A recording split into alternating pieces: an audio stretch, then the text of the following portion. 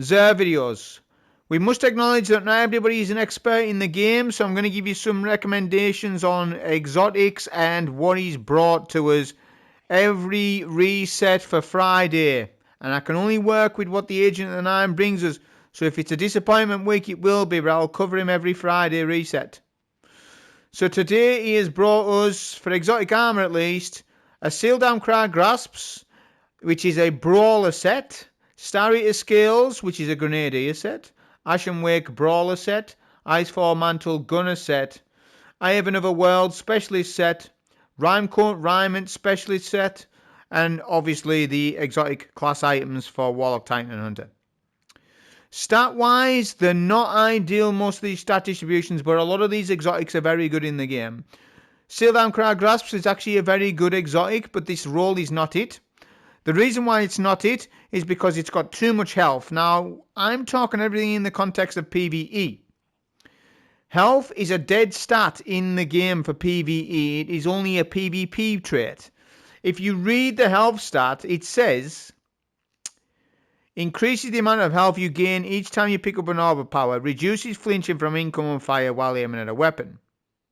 The enhanced benefit says your shields recharge more quickly and have additional health when facing combatants. This is essentially for a PvP. It's a PvP trait, his health. So I never recommend anything with health on it, right? Star Eater Scales with Grenadier. This is okay. It's a decent stat roll.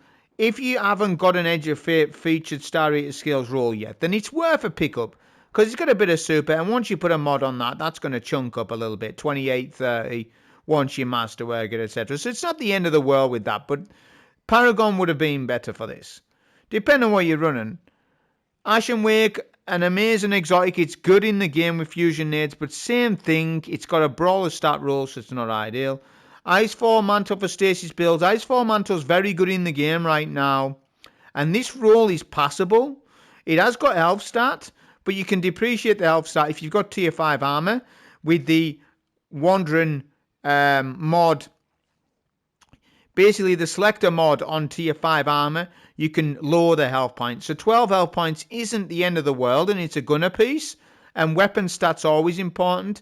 It's got a little bit of grenade. It's got no class, but you can make up for that with other armor pieces and run some specialist armor pieces, right, to get the job done. But specialist on this would have been a bit better than what this role was, but it's all right.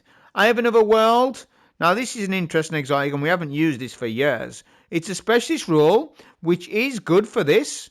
So I think if you haven't got an I Have Another World, Edge of Fate style one, then that's, worth putting in. It means you don't need to focus it at a later time. Rhymecoat Rhymant Specialist. This is okay, but it does need grenade. If you was to rock, a lot of grenadier and gunner pieces in combination with this Rhymecoat Rhymant, it wouldn't be the worst roll in the world. I know it's got no grenade stat points, but if you run 4 other pieces with grenade stat points, that grenade will go up. And class and weapons are important to those buddy style builds as well. And obviously you got your exotic class items. With exotic class items, so for Titan, for example, because I'm on my Titan right now, make sure that you get Spirit of Inmost Light and Symphoseps, or Spirit of Inmost Light and Spirit of Assassin. Those are the most 2 important roles that you can ever get. This is just giving you some Titan advice, because I am on my Titan right now. And there's more advices obviously for Warlock and Hunter, but right now I'm on my Titan. So in terms of what else he's got, he's obviously got this exotic piece. I haven't picked this up. Strange Coins. He's brought Hawkmoon with Snapshot. Huckleberry, to players who are new to this game and haven't got Huckleberry, you should be grabbing it. It's amazing in PvE. Especially now that it's got kinetic tremors and such. Trinity Ghoul, everyone's got this. Colony Loyalist, stand up. Colony is up for sale, my gosh.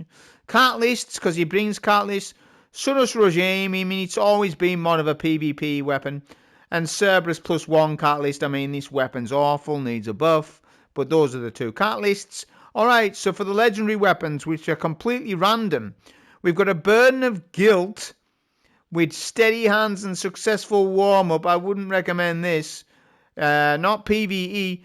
We've got this Stasis Aggressive Hand Cannon, 120 RPM, which is not the best RPM for PvE. But this hand cannon's actually a decent-ish roll, you know. So if you didn't play during the season that this came out, you could pick that up. That's fine. You can use all gear nowadays. When you're leveling the portal, you're allowed to. In the portal, but in Conquests, no. That hand cannon's alright, you know. It's okay for PvE. He's got a random Redrix.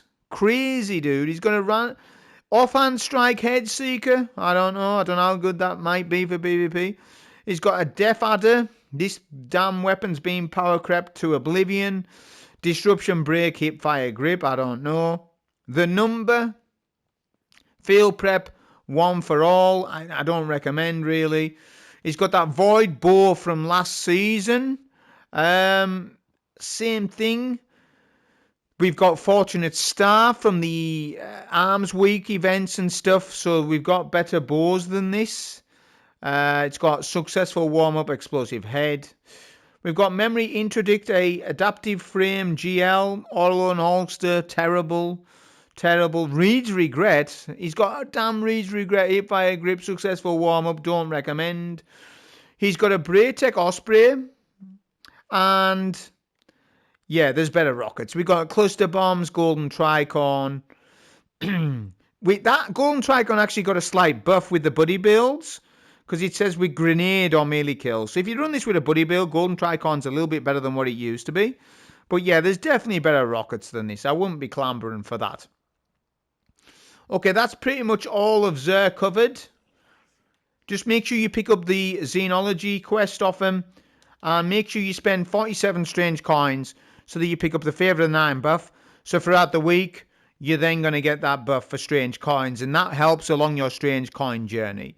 However you want to spend them, probably if you're alright for this, probably spending on some class item rolls on your class and be dialing in and looking at what you need or you're missing to make sure you get your strange coin buff. The Xenology quest is this. So look, this is what I'm on about. Make sure that you pick that up if you haven't already. And that's basically the XUR video. Just one last thing. Now, I don't know everything about this, but let me show you something very interesting. Now, I'm 550 power. I don't know when this transformed, but it did. The clan vendor has 66 pieces of tier 5 armor. 66 pieces. Look at this. Smoke Jumper at tier 5. Tech Sec at tier 5. Look at that. So I've got 66 pieces. Now, I don't know when this turned to tier 5. So have a look at the clan, see if it's tier 4 or tier 5. Maybe after 500 power it turns to tier 5. I haven't took really much of a notice. But that really did catch my eye with that. So yeah, that's my video for XUR this week. Not very good, but I'll cover him every time. Hopefully he's a lot better. And eventually he gets a buff. Hope you enjoy it. Thank you.